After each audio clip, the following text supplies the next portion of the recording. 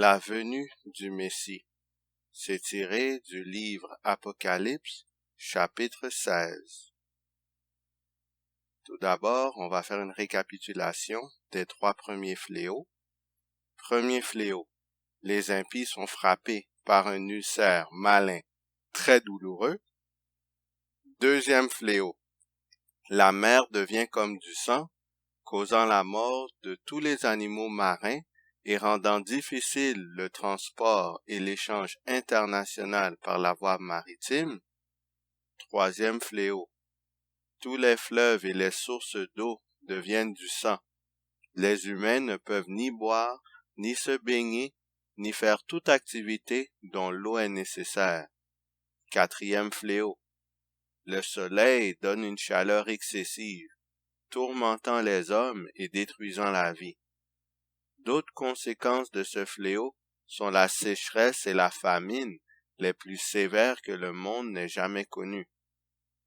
Cinquième fléau, le monde entier est enveloppé de ténèbres, résultant au froid et à la misère. Nous avons observé, dans la dernière étude, les 5 premiers fléaux qui surviendront à la fin du temps de grâce. Tous ces fléaux sont littéraux. Les impénitents subiront ainsi des châtiments réels. Cependant, à l'instar de Pharaon, ils garderont une attitude rebelle envers le Seigneur et refuseront toujours de se repentir. Ils auront ainsi montré qu'ils sont des serviteurs dévoués de Satan.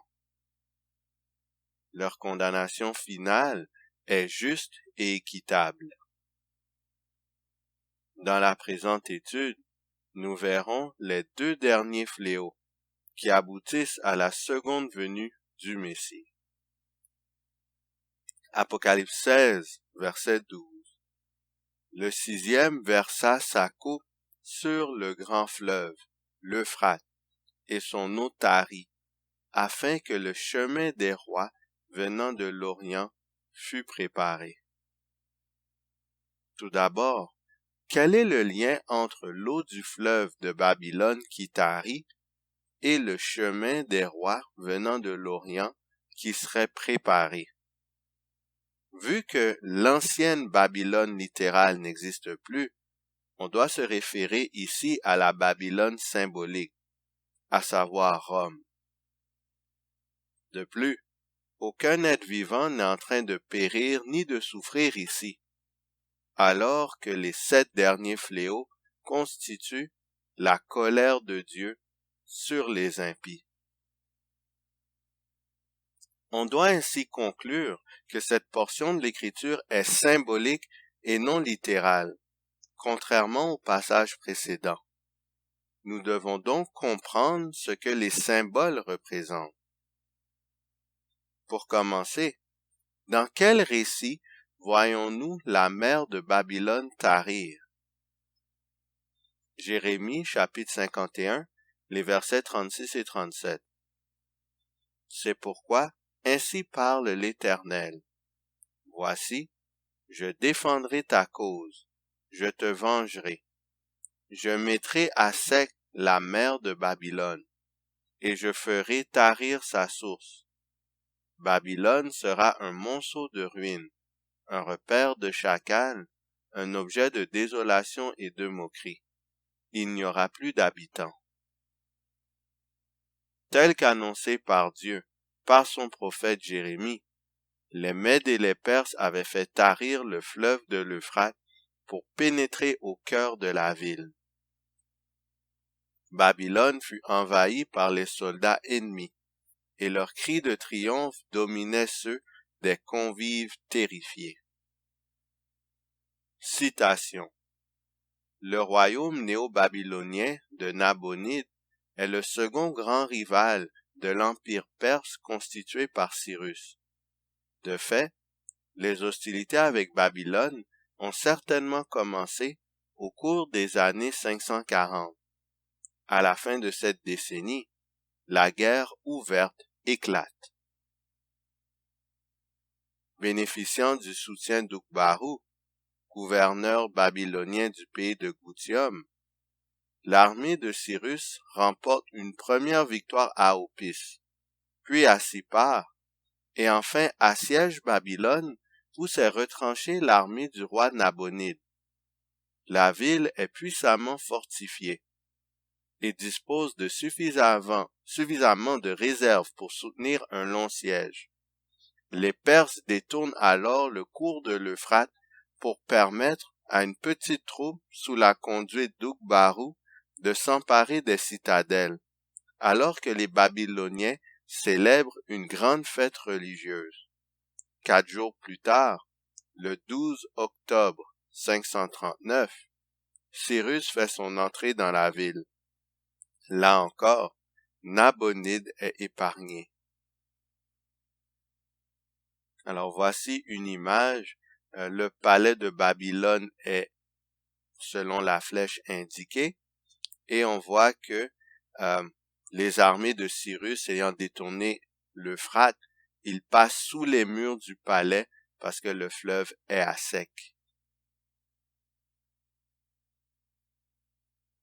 Symboliquement, un événement parallèle surviendra à la fin des temps. Que symbolise l'Euphrate? Que signifie le fait que le chemin des eaux tarit? Qui sont les rois venant de l'Orient? Apocalypse chapitre 17, les versets 15. Et il me dit, les eaux que tu as vues, sur lesquelles la prostituée est assise, ce sont des peuples, des foules, des nations et des langues. Le fleuve Euphrate, situé à Babylone, représente les habitants de la terre sous l'emprise de Rome, les chrétiens apostats. Job, chapitre 6, versets 14, 15 et 17.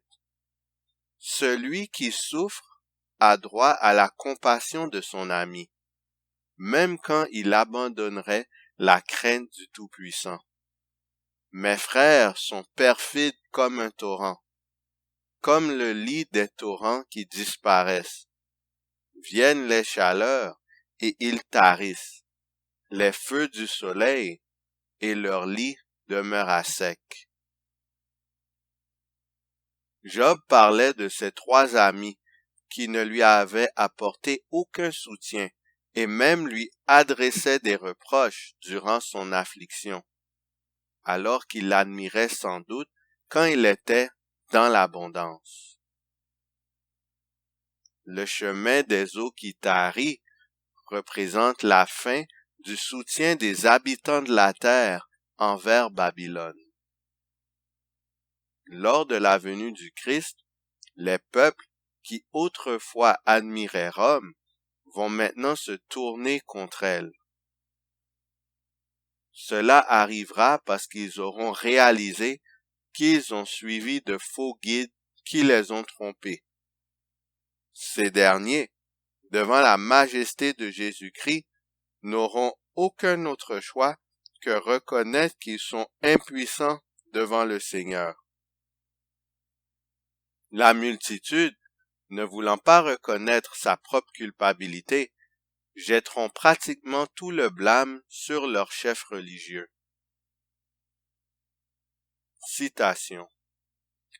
Les foules, s'apercevant qu'elles ont été leurrées, s'accusent mutuellement de s'être entraînées à la perdition.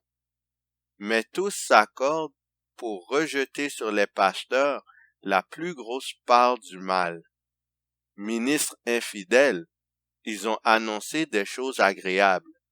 Ils ont incité leurs auditeurs à annuler la loi de Dieu et à persécuter ceux qui voulaient lui obéir. Dans leur désespoir, ces docteurs confessent ouvertement leur imposture. Les foules, furieuses, s'écrient « Nous sommes perdus, et c'est vous qui en êtes la cause. » Ceux qui les admiraient profèrent contre eux les plus terribles malédictions. Les mains mêmes qui les couronnaient de lauriers sont les premières à se lever contre eux. les épées qui devaient verser le sang du peuple de Dieu se dirigent maintenant contre ses ennemis. Partout, on ne voit que bataille et carnage. Matthieu, chapitre 24, verset 27.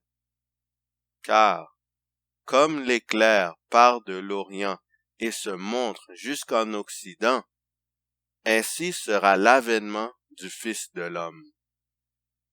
Les rois venant de l'Orient sont Christ et les anges qui l'accompagnent lors de sa venue sur la terre. Vu que l'on a analysé tous les symboles, on peut les mettre ensemble pour analyser le passage biblique. Apocalypse 16, verset 12, le 6e versa sa coupe sur le grand fleuve, l'Euphrate, et son eau tarit, afin que le chemin des rois venant de l'Orient fût préparé. Ce passage signifie qu'au départ, Rome possédera le support de toute la planète, spécialement des chefs politiques. Or, le soutien de la multitude des nations du monde envers le système papal et les chefs religieux cesseront lors de l'avènement de Jésus-Christ. Ces événements sont ainsi liés, en réalité, au 7e fléau. En effet, la suite du passage du 6e fléau correspond au contexte qui aboutira au 7e fléau. Spécialement, on verra comment Rome obtiendra le support de toutes les nations du monde. Apocalypse chapitre 16 verset 13. Et je vis sortir de la bouche du dragon, et de la bouche de la bête, et de la bouche du faux prophète, 3 esprits impurs, semblables à des grenouilles. Bien entendu, il n'y a pas un dragon en chair et en os, une bête physique et un faux prophète littéral qui feront sortir des mauvais esprits de leur bouche. De ce fait, cette portion de l'Écriture est également symbolique et non littérale. Alors, que représentent le dragon, la bête et le faux prophète? Apocalypse 12, verset 9. Et il fut précipité, le grand dragon, le serpent ancien, appelé le diable et Satan, celui qui séduit toute la terre. Il fut précipité sur la terre, et ses anges furent précipités avec lui.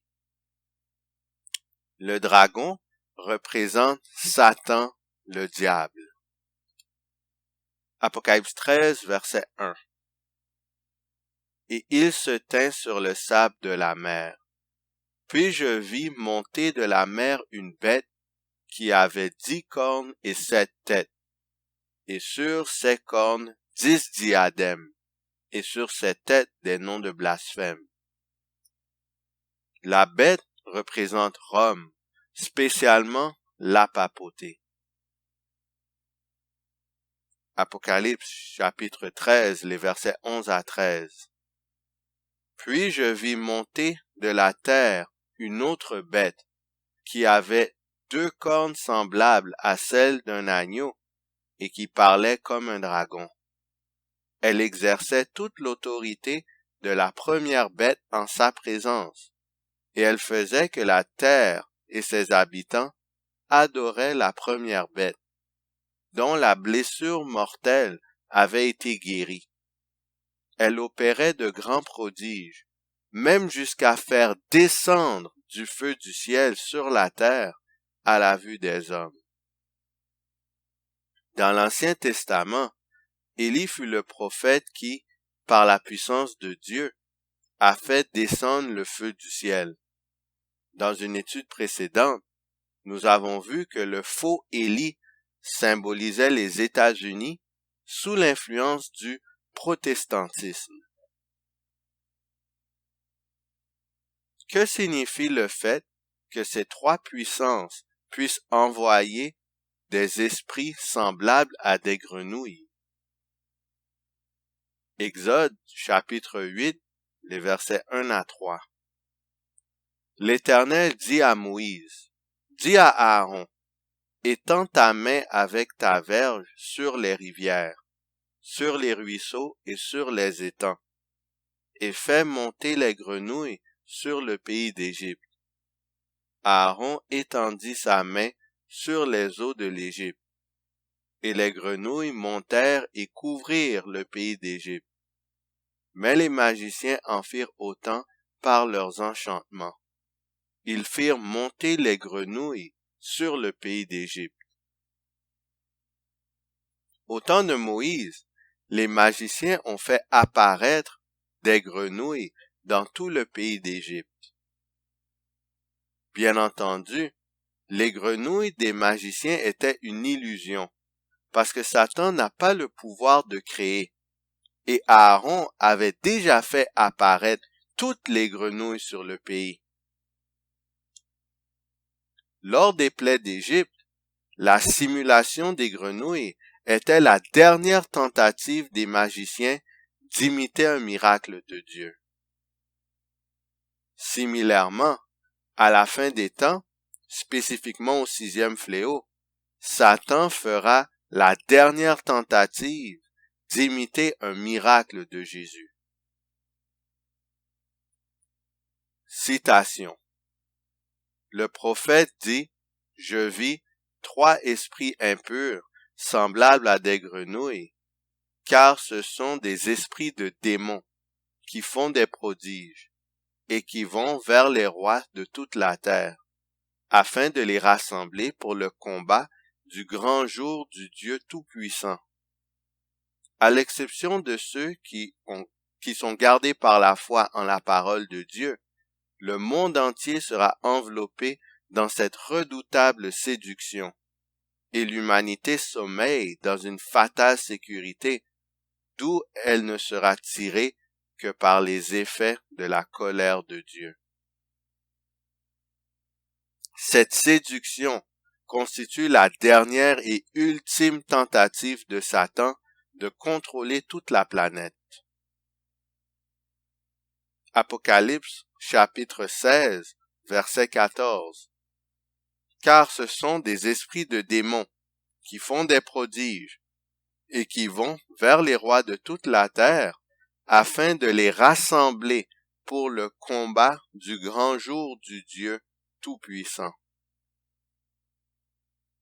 Appuyé par de faux miracles, Satan, travaillant en collaboration avec le système papal et le protestantisme apostat, réussira à rallier le monde derrière son objectif de faire une attaque finale contre le gouvernement de Dieu.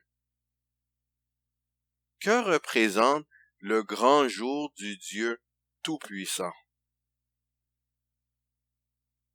Ésaïe chapitre 13, les versets 9 à 11. Voici, le jour de l'Éternel arrive, jour cruel, jour de colère et d'ardente fureur, qui réduira la terre en solitude et en exterminera les pécheurs. Car les étoiles des cieux et leurs astres ne feront plus briller leur lumière. Le soleil s'obscurcira dès son lever, et la lune ne fera plus luire sa clarté. Je punirai le monde pour sa malice, et les méchants pour leur iniquité. Je ferai cesser l'orgueil des hautains, et j'abattrai l'arrogance des tyrans. Le grand jour de Dieu constitue le retour de Christ. L'emphase est mise sur la punition de tous les impies.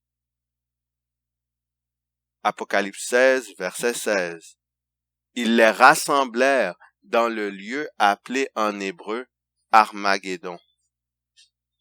Le mot Armageddon signifie montagne de Megiddo. Le terme Megiddo signifie emplacement de trou. En effet, Megiddo est un lieu où s'est déroulée de grands conflits armés. Or, dans le sens symbolique, Satan, lors du 6e fléau, rassemblera sa troupe dans le lieu de combat.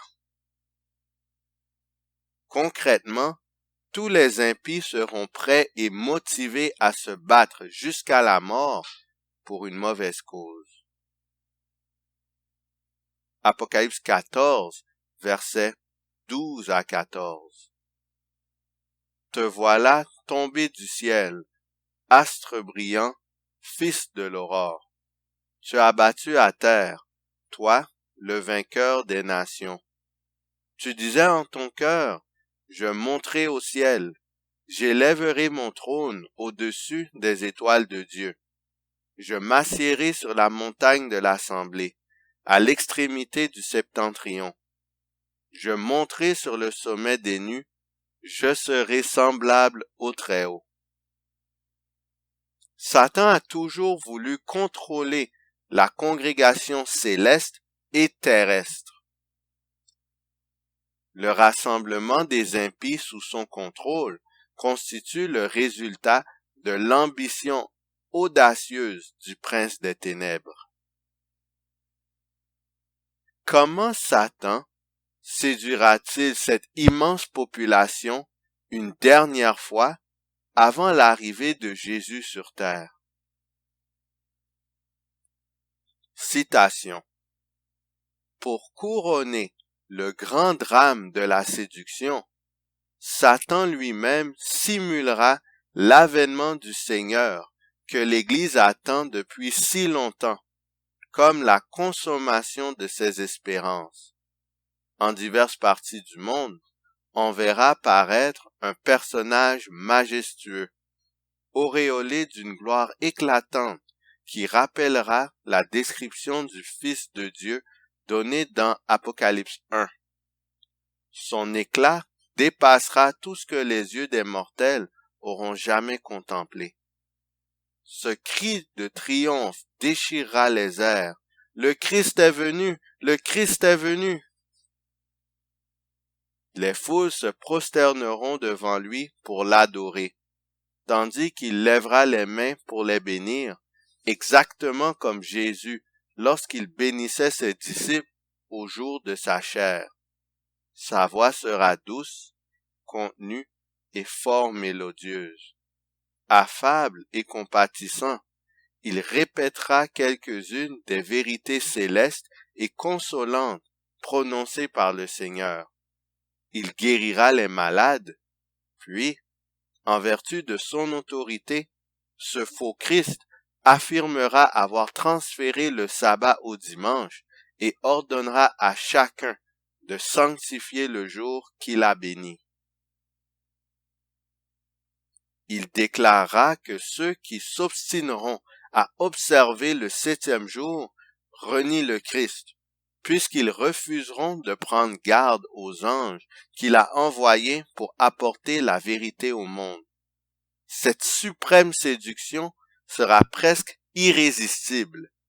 Comme les Samaritains éblouis par Simon le magicien, les foules, du plus grand au plus petit, s'écrieront: celui-ci est la puissance de Dieu, celle qui s'appelle la grande.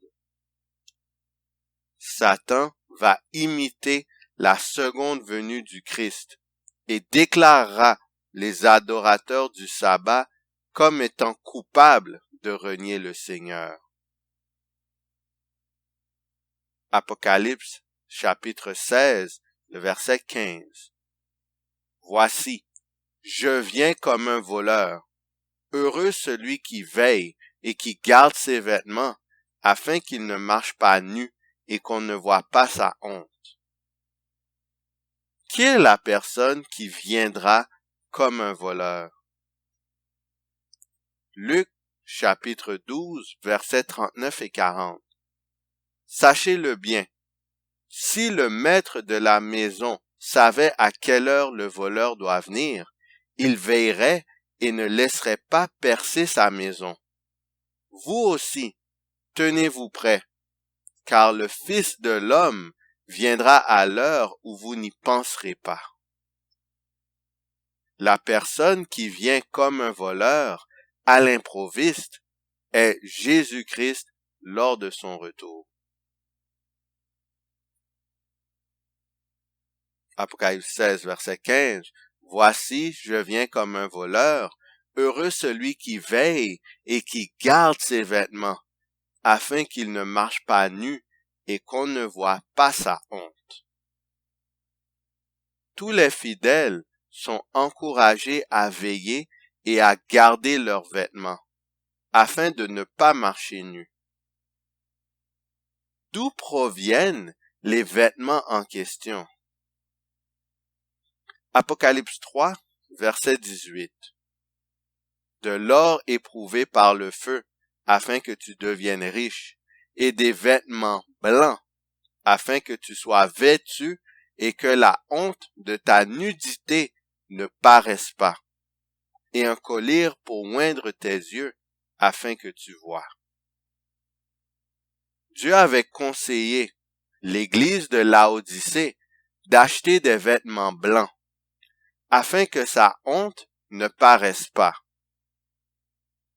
Comme nous l'avons vu dans une étude précédente, l'église de Laodicée représente le peuple de Dieu de 1844 au retour du Christ. Sans doute, l'église du Christ à cette période a comme tâche de se procurer et ensuite de garder les vêtements que Jésus lui offre. Que représentent ces vêtements? Ésaïe 59, le verset 17. Il se revêt de la justice comme d'une cuirasse. Les vêtements représentent la justice du Seigneur. Ainsi, devant la suprême séduction de Satan, le peuple de Dieu se devra de veiller et de garder les principes de la justice de Christ. Le conseil est donné à l'Église de Christ de veiller, parce qu'on ne sait pas quand Jésus va apparaître. Or, à partir de la fin du temps de grâce, on sait qu'il y a un délai d'environ 7 jours avant l'apparition du Messie. Cela indiquerait que les événements entourant les 3 esprits impurs auront lieu avant la fin du temps de grâce. Dans tous les cas, nous devons veiller avec attention. Apocalypse 16, verset 17. Le 7e versa sa coupe dans l'air, et il sortit du temple, du trône, une forte voix qui disait « C'en est fait ». La coupe est versée dans l'air. Les effets du 7e fléau sont universels. Dieu crie d'une voix forte « C'en est fait ». L'annonce dramatique marque le moment où la révélation du mystère de l'iniquité est complète, quand le véritable caractère de l'union politico-religieuse est démasqué. Dieu permet aux forces du mal d'avancer au point de succès apparent dans leur complot sinistre d'anéantir le peuple de Dieu. Cependant, juste à temps, Dieu intervient pour délivrer les élus. Citation. À l'heure où le peuple de Dieu sera privé de la protection des lois humaines et où approchera le moment fixé par le décret, il se produira simultanément dans différents pays un mouvement en vue de l'extirpation de la secte détestée. Une nuit sera choisie pour porter un coup décisif qui réduira au silence les voix dissidentes et réprobatrices, faisant entendre des cris de triomphe, des railleries et des imprécations. Des foules impies s'apprêtent à se jeter sur leur proie. À ce moment même, des ténèbres profondes, plus denses que celles de la nuit, s'abattent soudain sur la terre. Puis un arc-en-ciel réfléchissant la gloire du trône de Dieu encercle le firmament et semble entourer séparément les groupes de fidèles en prière. Brusquement arrêtés dans leur marche, les bandes irritées, saisies d'effroi et réduites au silence, oublient les objets de leur fureur. Pleines de sombres pressentiments, elles contemplent le gage de l'alliance divine et ne demandent plus qu'à être mises à l'abri de l'éclat qui les aveugle. C'est au coup de minuit que Dieu manifeste sa puissance pour délivrer son peuple. Le soleil paraît dans tout son éclat. Des signes et des prodiges se suivent en succession rapide. Les méchants observent cette scène avec terreur, tandis que les justes admirent les gages de leur délivrance. Tout dans la nature semble avoir abandonné sa marche ordinaire. Les cours d'eau cessent de couler. De lourds et sombres nuages se lèvent et s'entrechoquent. Au milieu d'un ciel irrité, on distingue un espace clair d'une gloire indescriptible. La voix de Dieu en sort semblable au bruit des grandes eaux et proclame « C'en est fait ». Apocalypse chapitre 16, versets 18 et 19. Et il y eut des éclairs, des voix, des tonnerres, et un grand tremblement de terre, tel qu'il n'y avait jamais eu, depuis que l'homme est sur la terre, un aussi grand tremblement. Et la grande ville fut divisée en 3 parties.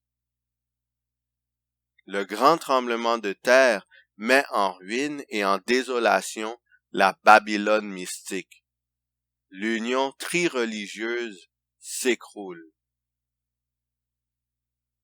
L'union tri-religieuse de la papauté, le protestantisme apostat et Satan perd sa cohésion, son unité et son pouvoir d'agir. Apocalypse 16, verset 19. Et les villes des nations tombèrent, et Dieu se souvint de Babylone la grande pour lui donner la coupe du vin de son ardente colère. De quelle façon Dieu va-t-il donner à Babylone la coupe de sa colère? Apocalypse 17, verset 16. Les 10 cornes que tu as vues et la bête haïront la prostituée, la dépouilleront et la mettront à nu, mangeront ses chairs et la consumeront par le feu. Les organisations politiques de la terre perdront leur état d'unité qu'ils auront eu au préalable. Les habitants de la terre se tourneront ainsi contre leurs conducteurs religieux. Apocalypse 16, verset 21. Et une grosse grêle, dont les grelons pesaient 1 talent, tomba du ciel sur les hommes, et les hommes blasphémèrent Dieu, à cause du fléau de la grêle, parce que ce fléau était très grand. Une grêle tombera sur les impies, comme dernier fléau, lors de la venue du Christ. Une grêle était aussi tombée en Égypte. Exode chapitre 9, verset 18. Voici, je ferai pleuvoir demain, à cette heure, une grêle tellement forte qu'il n'y en a point eu de semblable en Égypte, depuis le jour où elle a été fondée jusqu'à présent. Au temps de Moïse, la grêle était la plus forte de toute l'histoire de l'Égypte. Similairement, la grêle qui tombera pendant le 7e fléau sera plus forte de toute l'histoire de l'humanité. chaque grelon pèsera 1 talent. Or, on estime qu'un talent mesure environ de 128 à 176 livres.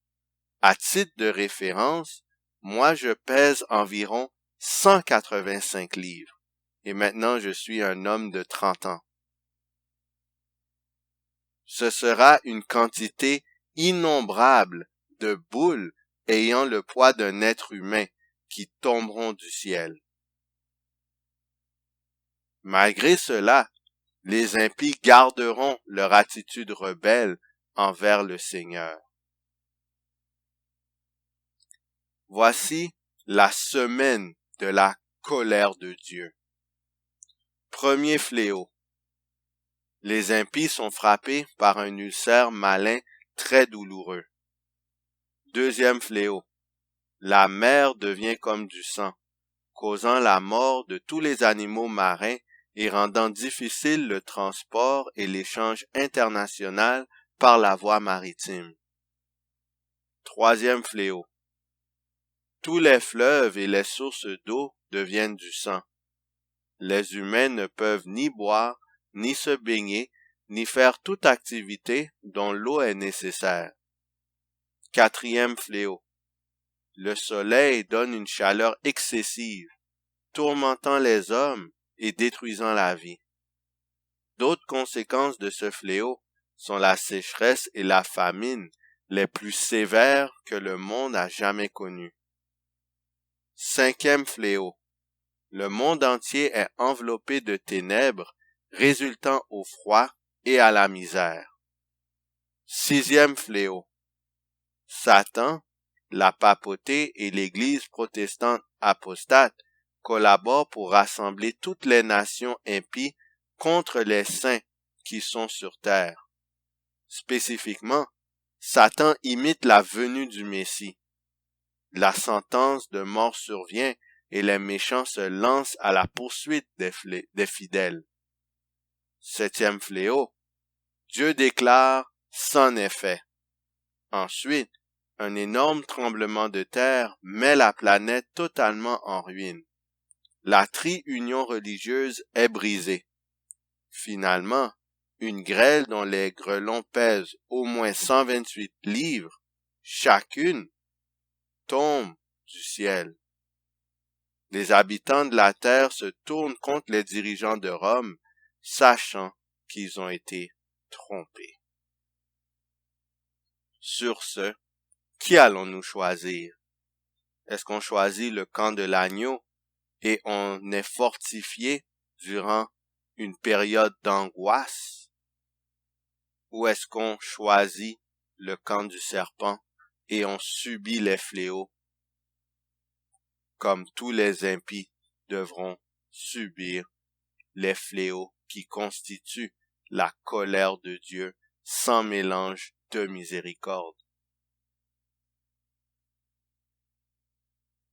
Le temps de grâce n'est pas encore terminé. Merci à Dieu pour cela.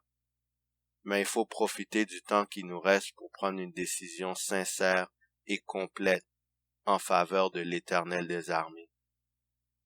Seul lui peut nous amener le salut et la délivrance, car c'est lui qui nous a créés, c'est lui qui nous a rachetés et c'est lui qui possède les clés de la vie éternelle, de la mort et du séjour des morts, et c'est lui qui peut nous amener à la Nouvelle Jérusalem. Mettons notre confiance en lui et en lui seul. Que le Seigneur vous garde.